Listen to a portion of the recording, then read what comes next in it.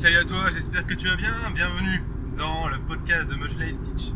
Le podcast où on parle de 3D, d'animation, d'images de synthèse et puis finalement tout ce qu'il y a autour, productivité, cinéma, etc.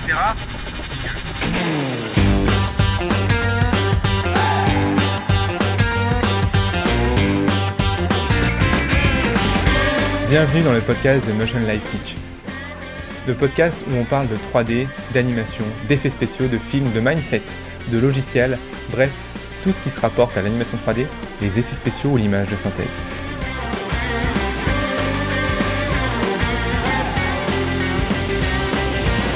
Alors aujourd'hui je vais te parler d'un truc un petit peu particulier dans ce podcast. En fait, je me rends compte que j'ai beaucoup de personnes qui viennent me voir et qui me disent écoute Romain, j'aimerais bien me mettre à la 3D, ça me passionne, je trouve ça trop cool, mais je sais pas par où commencer. J'ai du mal à comprendre le process, je suis un petit peu perdu. Et c'est vrai, moi je me souviens pareil, quand j'ai démarré, j'étais totalement perdu, je savais pas par où commencer, c'était l'enfer et j'arrivais pas à comprendre comment juste ouvrir un logiciel de 3D, ça pourrait me permettre de faire un film. Donc, ce que je me suis dit, c'est ce que je vais faire pour toi là, je vais t'expliquer le processus de création d'un film et je vais t'expliquer ce que moi je ferais si je devais recommencer depuis le début. Je dois recommencer depuis le début, je ne sais pas faire de 3D, je n'ai pas les compétences que j'ai aujourd'hui et comment je structurerais mon apprentissage, mon process et mon développement pour en arriver là où je suis aujourd'hui ou en tout cas en arriverait là où tu voudrais toi être, ok ? Je pense que ça peut t'apporter beaucoup d'informations. Je pense aussi que ça va te permettre d'avoir des idées sur ce qui est possible de faire pour toi. Alors, je n'ai aucune compétence en image de synthèse. Je suis par exemple agent immobilier, ça m'en fout, et je veux me reconvertir dans l'image de synthèse. Comment je ferais ? Eh bien, je suis étudiant à voir. La première chose que je ferais, c'est j'irai sur internet et j'irai regarder ce qui se passe à ce niveau-là. Donc, ça, tu l'as déjà fait parce que tu m'as trouvé, donc tu as déjà fait cette recherche préalable d'internet, de qu'est-ce que c'est la 3D, comment ça marche, comment l'utiliser, etc. Et tu t'es rendu compte d'un truc vraiment pas cool, assez perturbant, même déprimant. C'est que il y a du contenu de malade, quoi. Il y en a partout, il y en a vraiment partout. Il y a du contenu partout. Donc comment toi tu peux faire pour trier ce contenu, pour savoir où tu vas. Donc tu te retrouves avec la contrainte de un petit peu le paradoxe de ok, il y a du contenu partout, sur tout et n'importe quoi. Mais moi, comme j'y connais rien, je sais absolument pas par quoi je dois commencer. Excuse-moi, je suis un petit peu malade. Donc, la solution à ce problème, elle est pas simple. Elle est pas simple parce que tu vas vraiment forcément piétiner. Donc moi, si je devais continuer, il y aurait forcément un moment où je piétine. Mais je veux dire comment moi j'ai démarré et ce qui a fait que j'ai pu commencer, c'est en fait, je me suis lancé. Et j'ai commencé à apprendre plein de trucs au début qui étaient tout et n'importe quoi.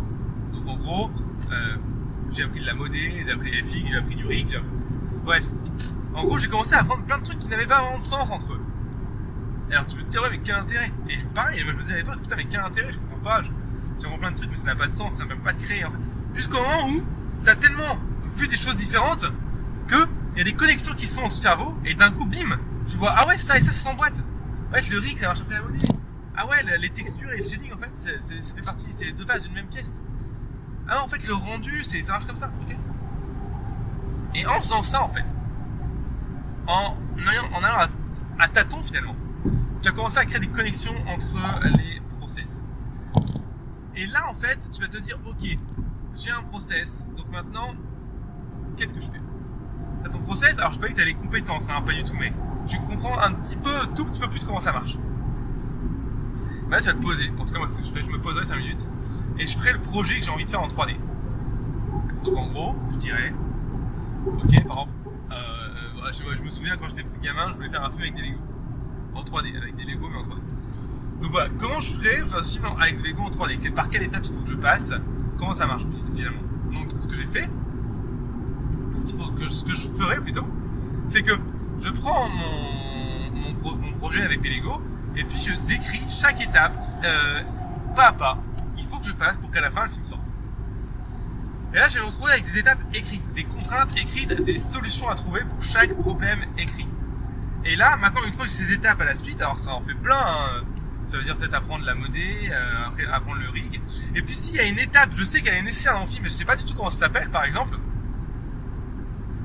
Je me dis, voilà, j'ai un petit peu ouvert 2-3 logiciels 3D, et mon projet, au début je sais qu'il faut créer le personnage, mais je sais pas comment faire pour créer un personnage. Après je sais qu'il faut l'animer, alors je sais pas du tout comment faire pour animer un personnage. Après il va falloir l'exporter, comment je peux l'exporter, comment je peux créer des caméras, bref. Mais ce qui fait quand même des problèmes larges, par exemple un problème genre comment créer un personnage, c'est un problème finalement qui est assez large dans l'histoire. Et ben ça va te permettre de te dire ok, maintenant comment je fais pour découper cette petite partie créer un personnage en plusieurs petites parties pour que j'ai vraiment des projets définis à chaque fois pour bien avancer au fur et à mesure. Donc ce que je ferai à ce moment-là, c'est que si j'ai ce truc là, je sais pas du tout créer un personnage, si j'irai sur internet, tu vois, et je taperai simplement comment créer un personnage en 3D. Et de la même manière que j'allais chercher comment faire de la 3D à la base, je vais me retrouver avec plein de choses un peu différentes. Et je vais tout regarder. Je vais essayer d'engouffrer. Au début, de toute façon, l'idée c'est d'engouffrer un maximum d'informations. C'est de te gaver de connaissances pour vraiment avoir le maximum de cartes en main. Et cette connaissance étant là, je vais commencer pareil à faire des connexions sur la création de personnages. Tu vois, ah ouais, en fait, pour créer un personnage, il faut commencer à modéliser comme ça, il faut faire un rig. Hop, mais qu'est-ce que c'est le rig exactement? Bim, tu t'appliques sur internet et tu engranges de la connaissance. Tu regardes plein de vidéos et après, ah ok, tu commences à faire les connexions et tu mets en pratique. En faisant ça, finalement, mon projet, il avancerait petit à petit, tu vois. Au bout d'1 ou 2 mois, j'aurais peut-être mon premier Lego, j'aurais peut-être compris un petit peu le rig, et au fur et à mesure, j'avancerai comme ça. Ce qui fait que, excuse-moi, après 6 mois, et ben, je viens d'avoir un projet complet parce que j'ai suivi étape par étape ce que je voulais faire. Alors évidemment, ça ne fait pas de moi un artiste 3D, qu'on soit clair, mais ça fait de moi quelqu'un qui a monté un projet de A à Z en ayant tous les processus de la 3D sans rien y connaître au début. Le projet est certainement plein de problèmes, il y a plein d'erreurs, c'est très moche, mais j'ai permis de comprendre le process. Ce que je ferai à ce moment-là pour essayer de retenir et de pouvoir avoir le maximum de retours sur ce projet, c'est que je le montrerai à beaucoup de gens.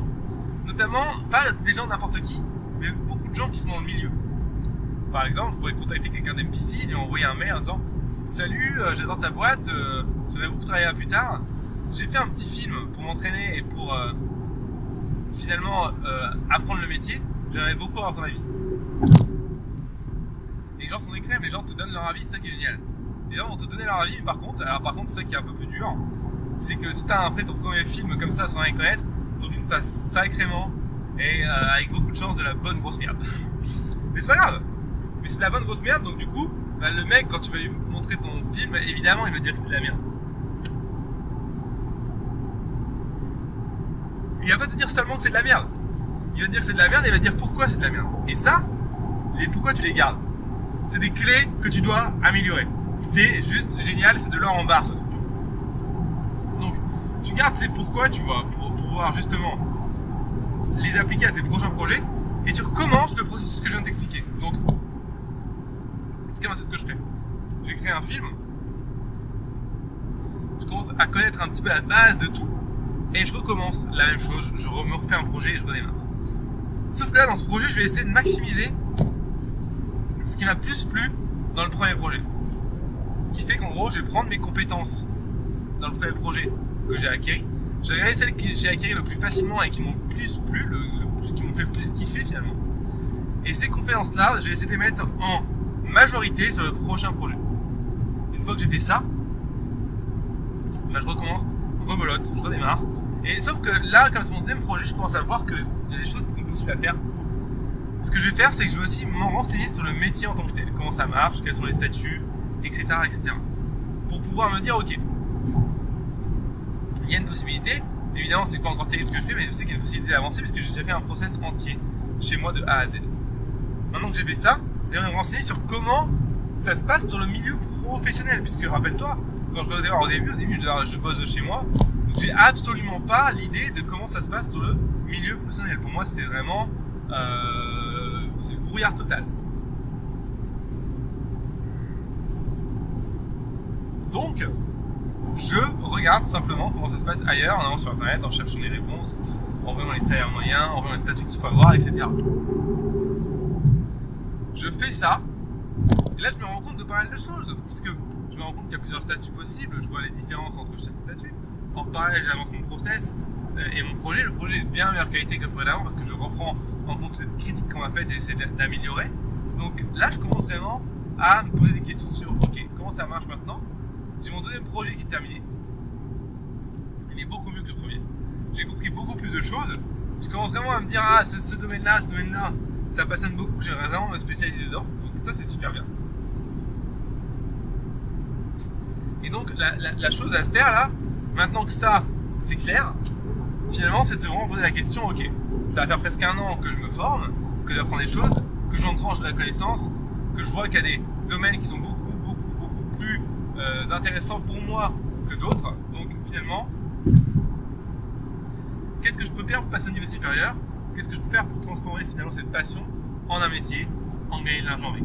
Donc ce que je fais, c'est que je réfléchis et je me dis si je veux gagner de l'argent avec ce métier, il faut que je sois embauché, ou alors il faut que je trouve en tout cas un moyen de gagner de l'argent avec. Donc plusieurs solutions. Je regarde sur internet et puis je me rends compte que finalement, en fait, il y a plusieurs solutions. Il y a le statut auto-entrepreneur où là tu es à ton compte. Et donc là c'est vraiment... Tu travailles avec le client directement. Tu as le deuxième statut, c'est intermittent du spectacle où là on est entre entrepreneur et employé. Pourquoi pas. Et le troisième statut finalement c'est employé classique.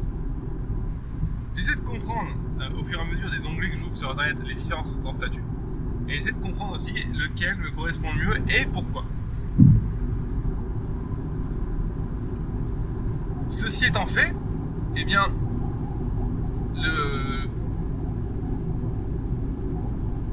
tu sais où est-ce que tu veux aller.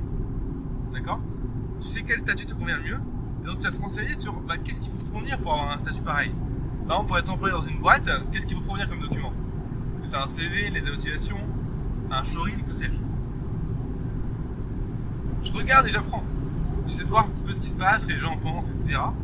Alors, compliqué au niveau des documents demandés dans un entretien, par exemple, sur internet, t'as pas beaucoup d'infos. À ce moment-là, n'hésite pas à demander à des gens qui travaillent déjà en entreprise, à leur dire voilà, toi t'as dû ramener quoi quand t'étais dans cette boîte-là? T'avais quoi à remplir comme papier? Est-ce qu'il te fallait un CV, un showreel, est-ce qu'il te fallait un diplôme, etc. Ça te permet de te rendre compte de la difficulté et d'encore du travail que tu as à parcourir pour rentrer dans telle ou telle boîte. Et donc, ce qui est intéressant, c'est que maintenant que tu sais comment rentrer dans une boîte, dans la boîte qui t'intéresse, c'est que tu vas pouvoir mettre en place des actions pour y arriver. Je veux mettre en action les places en action pour y arriver. Pour ça, je vais me créer un showreel parce que au fil de mon apprentissage, j'ai compris que le showreel, ça permettait d'ouvrir beaucoup de portes. Donc je me crée un showreel. Pareil, en créant le showreel, j'essaie de comprendre comment fonctionne un bon showreel, comment impacter les gens, etc. Ce que je ferais aussi, c'est je pense que je jetterais un petit œil à la psychologie humaine pour comprendre comment les gens réagissent quand tu leur montres tel ou tel type de stimuli visuel ou audio. Et comme ça, je pourrais comprendre quel ou tel type de showreel faut-il que je montre à mon employeur, par exemple. Et donc là, c'est tout bénéf.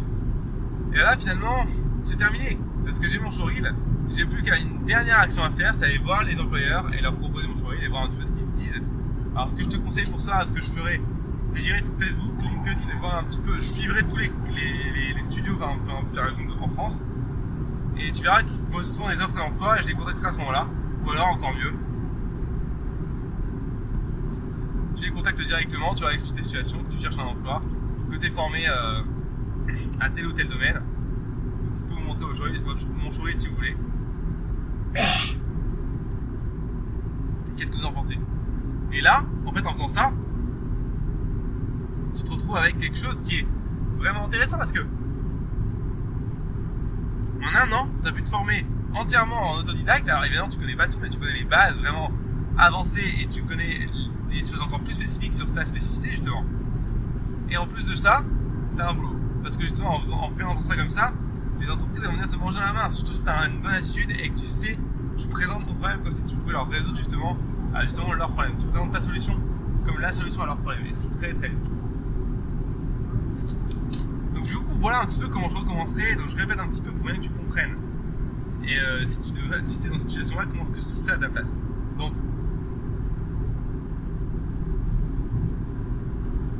tout simplement, je commence par me former à engranger masse d'infos pour comprendre le métier.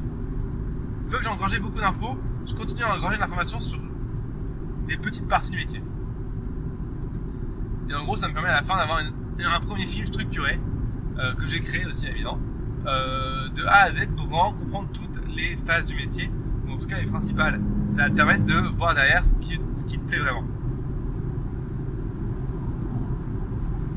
Une fois que tu as fait ça, et bah simplement tu crées. Tu vas avoir des retours, tu vas demander la critique et tu vas recréer derrière. Jusqu'à ce que tu aies un projet qui soit potable, un projet qui soit montrable, un projet dont on est fier, tu vas continuer à créer. Donc tu as réussi à créer, et bah, l'idée va être de simplement présenter ce showreel, ou un showreel, ou même ce projet, à des employeurs.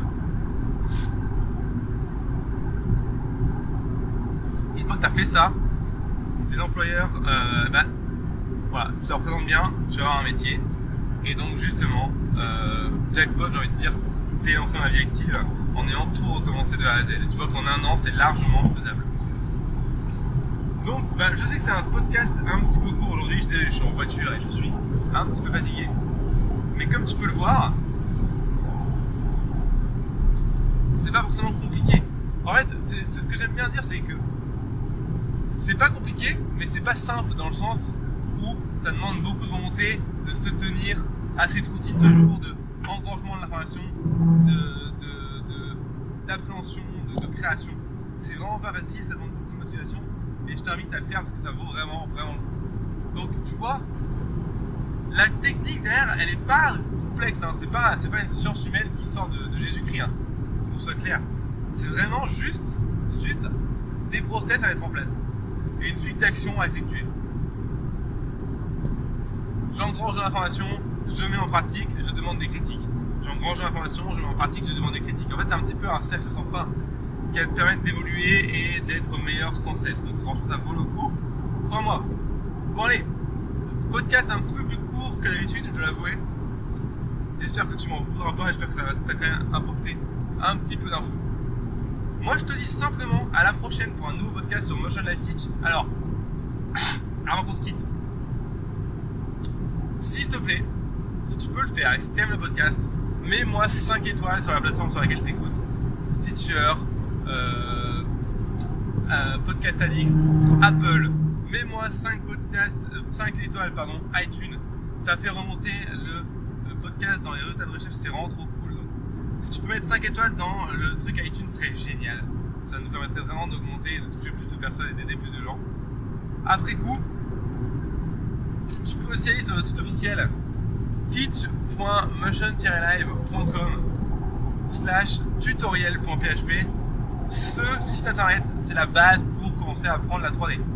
Pour engranger de la connaissance, comme je te disais, tu vas sur ce site internet et c'est déjà plus de 170 cours qui sont en ligne depuis que j'ai fait cette vidéo, depuis que j'enregistre ce podcast. Gratuitement ces vidéos. Gratuitement, 170 € de cours gratuits, c'est juste incroyable, c'est donné. C'est le cas de le dire. Donc va jeter un œil si ça t'intéresse et si t'as envie d'aller un peu plus loin, c'est vraiment te faire débloquer les choses. Sinon moi je te dis à la prochaine dans un nouveau podcast Motion Life Teach. Merci beaucoup d'avoir écouté jusqu'au bout et puis salut, ciao.